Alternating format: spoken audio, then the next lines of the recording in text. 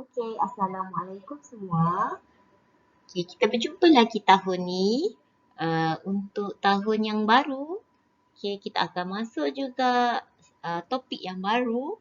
Jadi sebelum kita terus dengan kita punya topik berkaitan dengan jahitan, kita akan lihat dahulu ruang kerja jahitan kita. Okey? Untuk tahun ni, bagi tahun 2021, kamu di tingkatan 4, kamu akan belajar pakaian kanak-kanak. Okay, jadi sebelum tu kita kena tahu dulu keselamatan dan kebersihan di bilik jahitan. Kita juga perlu tahu tentang macam mana kita nak mencegah kebakaran dan asas pertolongan cemas.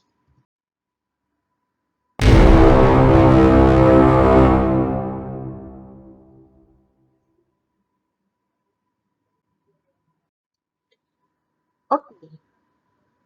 Peraturan keselamatan di bilik jahitan yang pertama, paling penting, kita perlu minta kebenaran guru. Waktu bila kita nak minta kebenaran guru ni? Okey? Kita perlu minta kebenaran guru apabila kita nak masuk ke dalam bengkel jahitan. Kena pastikan ada guru bersama kamu kalau kamu nak masuk dalam bengkel jahitan. Perlu juga minta kebenaran untuk menggunakan apa? Menggunakan mesin jahit. Tak kira lah mesin jahit tepi, mesin jahit lurus, sama ada industri ataupun portable. Kemudian perlu juga minta kebenaran apabila nak ambil alatan-alatan yang berkaitan dengan jahitan. Okay, sebab kita banyak alatan yang tajam. Contohnya seperti gunting, seperti jarum. Okay, jadi kena ada kebenaran dari guru.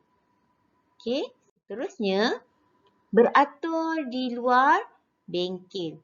Kenapa kita kena beratur di luar bengkel? Ini boleh mengelakkan daripada berlaku kesesakan semasa nak masuk ke dalam bengkel. Sebab kita kena jaga keselamatan.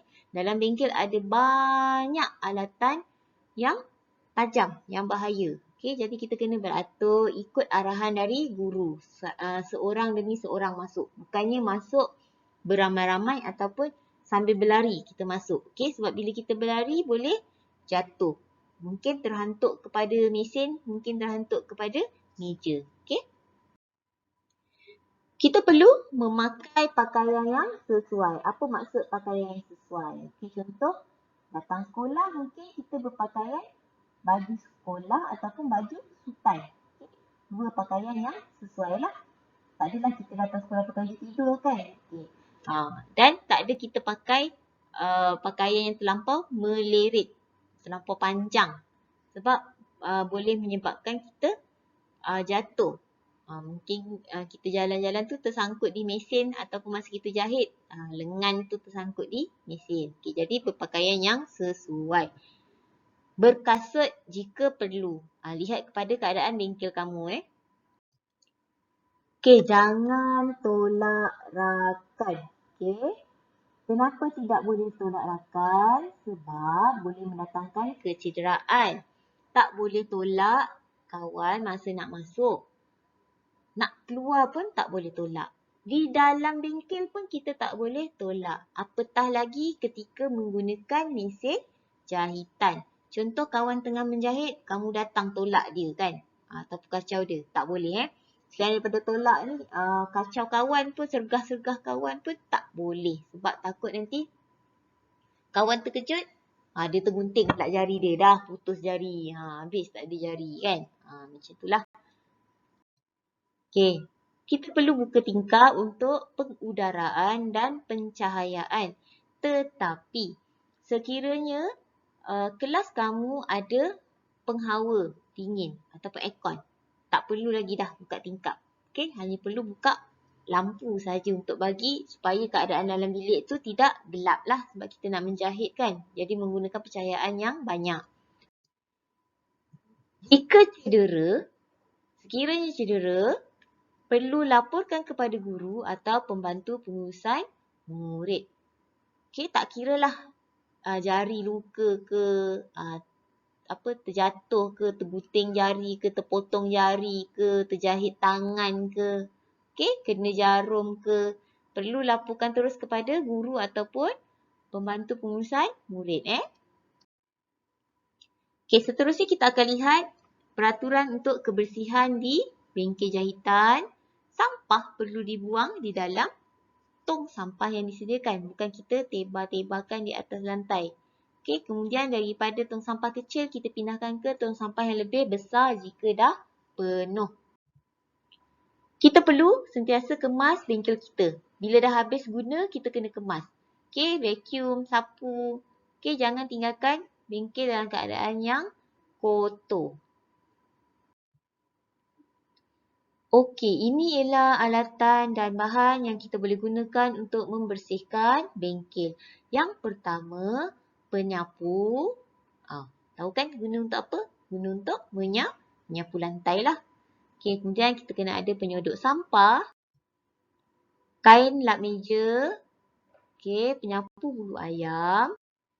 Kita kena ada mop dan baldi. Okey, yang ni kita guna tidaklah setiap hari kita mop. Mungkin 2 hari sekali ataupun seminggu sekali kita akan mop lantai kita. Seterusnya, kita kena ada bakul sampah, pencuci lantai. Okey, pencuci lantai ni tadi kita akan guna dengan mop dan baldi tadi untuk mop kita punya lantai bengkel. Okey, ni bergantung kepada keadaan bengkel lah.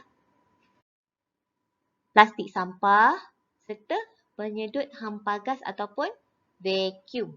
Okey, vacuum ni kita guna untuk nak sedut sisa-sisa benang. Okey, sebab benang ni dia bila kita sapu kadang tak hilang, jadi kita kena vacuum dia. Kita kena sedut. Okey, sekarang kita akan lihat punca kebakaran dan alat pemadam api. Okey. Okey, ini ialah alat pemadam api. Okey, yang biasa kita ada di sekolah ialah jenis ABC. Okey. Berwarna merah tongnya. Okey. Dia jenis serbuk lah, yang ni yang bawah ni. Okey, yang lain ni biasa kita tak guna di sekolah.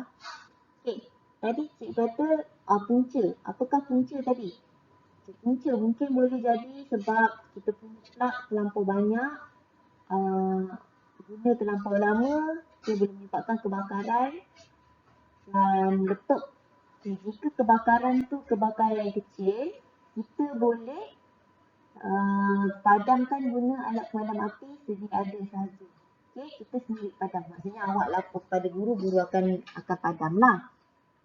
Tetapi sekiranya api tu awak nampak dah merebak, mudah merebak kan, ataupun nampak besar, terus hubungi balai bomba.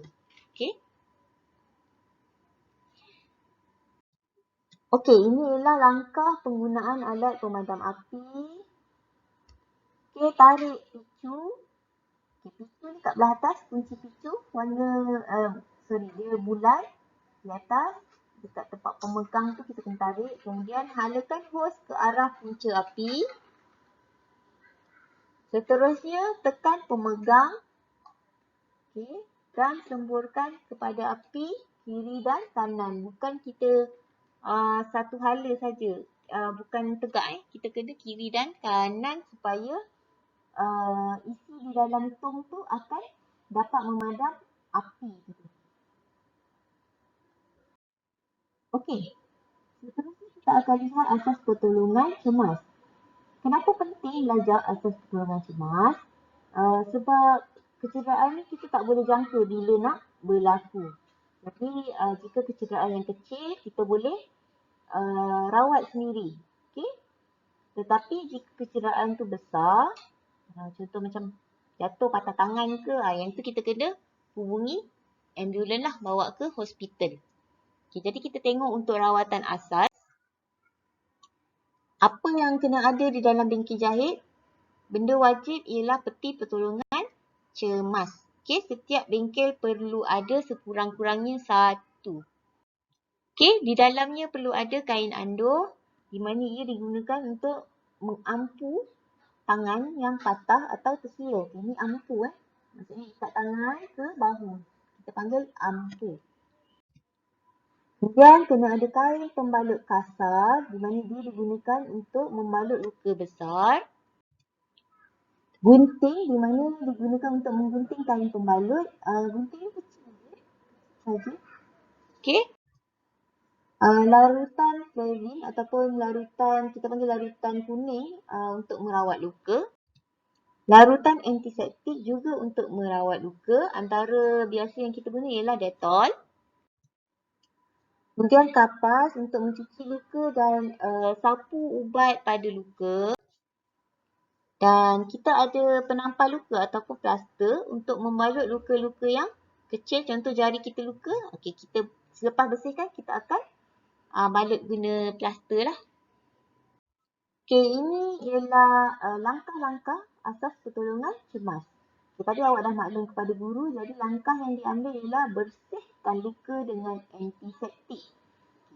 Bersihkan luka dengan antiseptik. Boleh juga cuci dengan air. Kemudian kita sapukan dengan Dettol tadi kan. Okey. Kemudian sapu larutan Flavin menggunakan kapas. Larutan Flavin tadi cikgu cakap warna dia kuning. Seterusnya kita akan balut dengan penampal luka. Okey, ini untuk yang kecil lah. Yang kecil kita mesti balut. Kalau luka tu besar, sementara kita akan tampung dulu dengan kain kasar tadi, kain pembalut kasar. Sementara nak tunggu ambulans sampai lah. Okey, jadi ini langkah-langkah yang kita boleh gunakan. Kalau misal kata luka dekat rumah pun kita boleh pakai langkah yang sama. Jika tak ada antiseptik, tak ada Dettol, basuh dulu luka dengan air bersih, air yang bersih. Okey, pastikan luka tu dalam keadaan bersih baru awak balut. Okey, jangan balut lepas jatuh terus balut. Kena basuh dulu. Okey, itu sahaja dari cikgu untuk minggu ni. Sampai kita berjumpa lagi. Assalamualaikum.